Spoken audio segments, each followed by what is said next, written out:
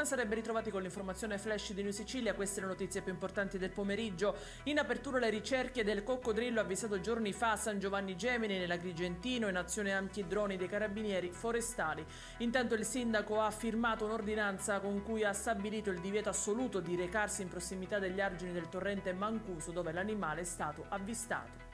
Scoperto un garage carico di materiale esplosivo nel quartiere San Cristoforo di Catania e in manette sono finiti 2 utilizzatori, entrambi di 36 anni, rinchiusi nel carcere Piazza Lanza. Ha danneggiato con un calcio la porta del pronto soccorso dell'ospedale San Marco di Catania perché pretendeva di saltare la fila. Impauriti gli infermieri hanno allertato gli agenti che hanno bloccato l'uomo e lo hanno denunciato in stato di libertà. E ci spostiamo alla politica con le dichiarazioni del deputato di Fratelli d'Italia Manlio Messina, finito alle cronache locali per la presunta relazione con Giorgia Meloni. Il rumors era stato diffuso da Fabrizio Corona. L'ho chiamato direttamente e mi conferma che la notizia è falsa ma che gli serve solo a far aumentare lo share del suo nuovo sito, ha dichiarato sui social l'ex assessore della regione siciliana.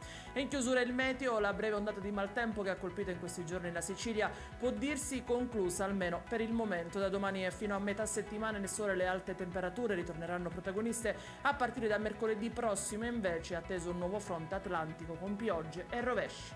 Ed è tutto per questa edizione. Dettagli su queste notizie li trovate sul nostro sito www.newsicilia.it e sui nostri canali social. Arrivederci, buon weekend e a lunedì.